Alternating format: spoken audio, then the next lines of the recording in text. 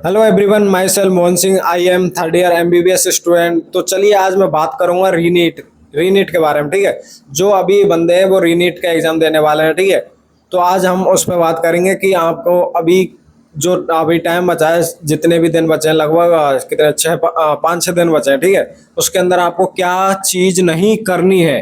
करनी है वो तो सब कुछ बता रहे होंगे सब लोग, लेकिन नहीं करनी है वो चीज़ मैं आपसे डिस्कस करूंगा। ठीक है, तो चलिए सबसे पहले आपसे बात करता हूँ।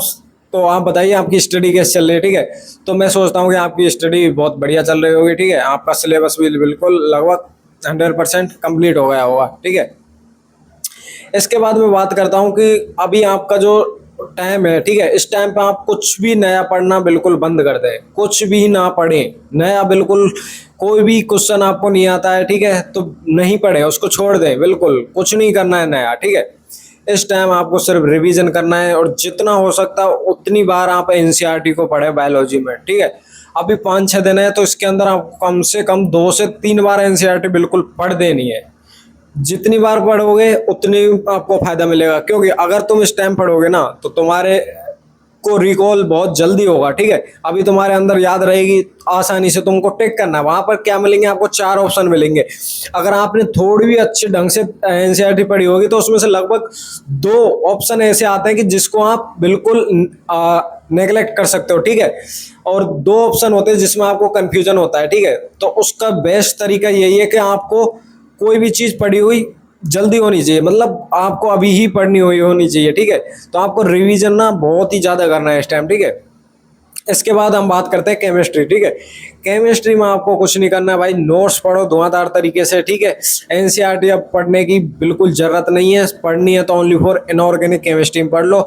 नोट्स पढ़ो दबा के और क्वेश्चन प्रैक्टिस कर लो। ठीक है, ज़्यादा नहीं करनी है क्वेश्चन प्रैक्टिस, नॉर्मल रखनी है इस टाइम।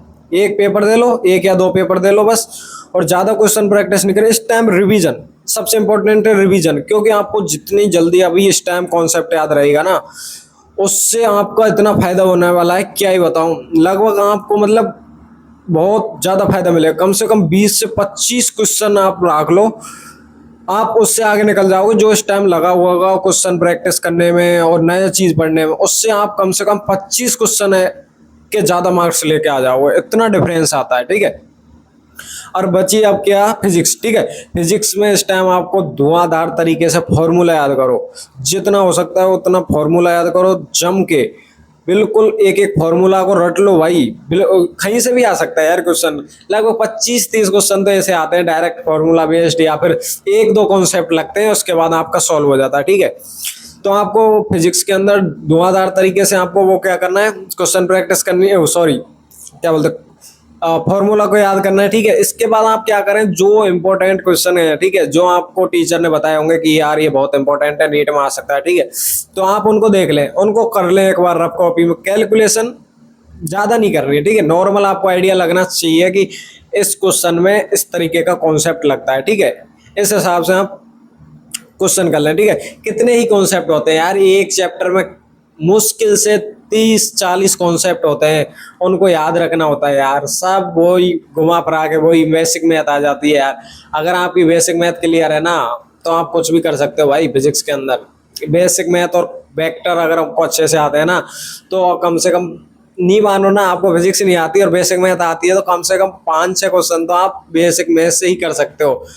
ऑप्शन एलिमिनेशन टेक्निक आपको पता ही होगी। ठीक है, उससे आप कर सकते हो। कई बार ना क्वेश्चन पढ़ने के बाद आपको समझ नहीं आता कि क्या करना है, ठीक है, क्या आंसर आना है, तो उसकी सबसे बेस्ट चीज़ ये होती है कि आपको ना कुछ जो ऑप्शन होते हैं ना 4, उनको देख लिया करो। ठीक है, देखो कई बार ऐसे दे देता है, ठीक है, फोर्स पूछता है तो उसका जो यूनिट है, ठीक है, वो अलग दे देगा, या फिर अगर डायमेंशन है वो अलग दे देगा। ठीक है, मतलब कुछ ना कुछ अलग होगा। ठीक है, इस तरीके से भी कट के आ जाता है कई बार। ठीक है, और कई बार आपको ऐसा लगा होगा कि आंसर तो उस क्वेश्चन का 1 से कम होना चाहिए। ठीक है, जैसे कि आपका जो फ्रिक्शन कांस्टेंट होता है, ठीक है, उसका आंसर 1 से कम होना चाहिए। ठीक है, लेकिन ज़्यादा आ रहा है तो इसका मतलब आपका क्वेश्चन गलत है। ठीक है, तो इस तरीके से जो भी है काइनेटिक, ठीक है, स्टैटिक, तो उस हिसाब से आप थोड़ा देख लेना।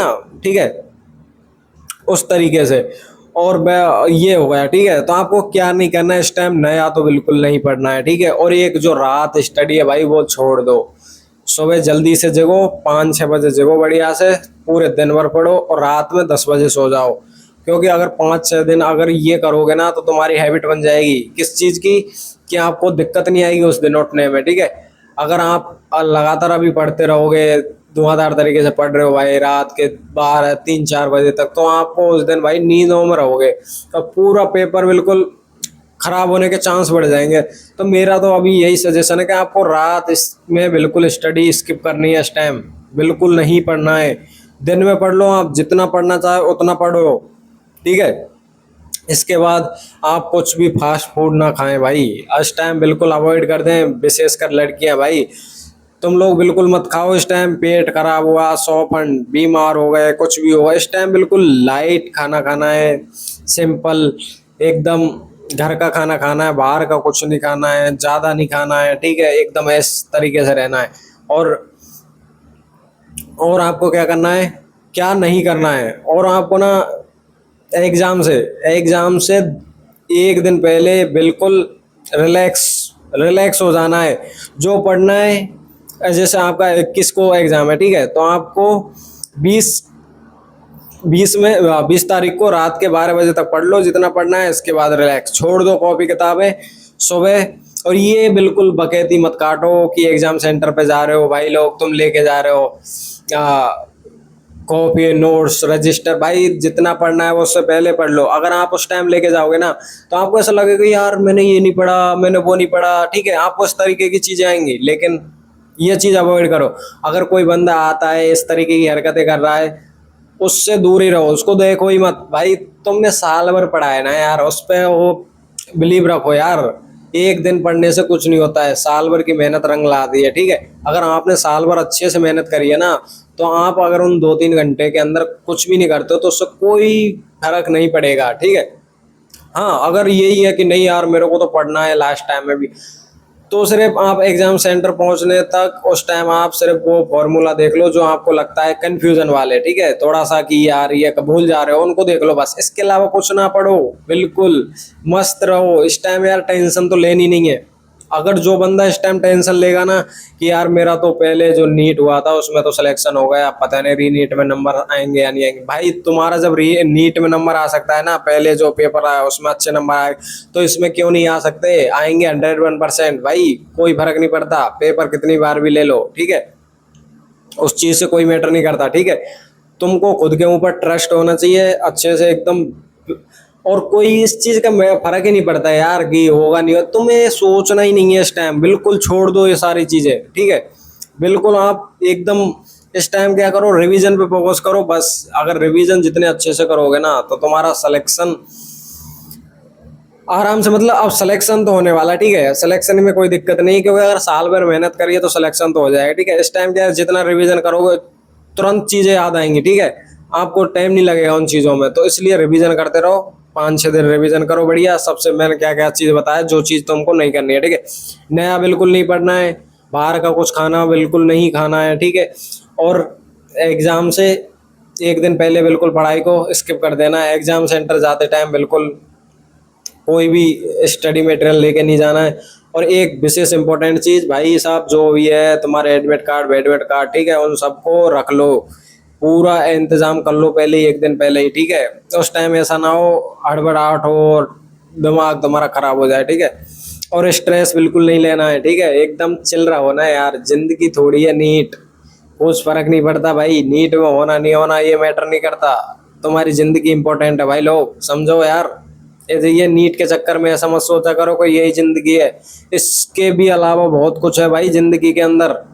इसको एक एग्ज़ाम की तरह लो, अच्छे से दो, अपना 100% दो, और बस जो होगा वो देखा जाएगा, क्या दिक्कत है, ठीक है। इस तरीके से दो और ऑल द बेस्ट, अच्छा होगा सबके साथ, कोई दिक्कत नहीं है। जिसका जैसा भी पेपर हो मुझे बताना, ठीक है। अगर तुमको जो भी दिक्कत आ रही है अब इस टाइम, ठीक है, मुझे कमेंट सेक्शन बताओ, मैं वीडियो बनाऊंगा दूसरी, ठीक है, कोई दिक्कत नहीं है, मैं तुम्हारे साथ हूँ। जब भी कोई प्रॉब्लम हो मेरे को बताओ। मैं देखो और इन्फ्लुएंसर की तरह लग्जरी है, मतलब ये कोई ग्लो इप है, ये चीज़ मेरे से नहीं होता है, ठीक है। मैं जो है सीधा बोलूँगा, पॉइंट जो करना है वो चीज़ बोलूँगा, और जो चीज़ नहीं करनी है वो बोलूँगा, बस बात खत्म। इसके अलावा कुछ नहीं होता है, ठीक है। और मस्त रहो ऑल द बेस्ट। आप बढ़िया जाएगा पेपर, ठीक है। Thank you so much.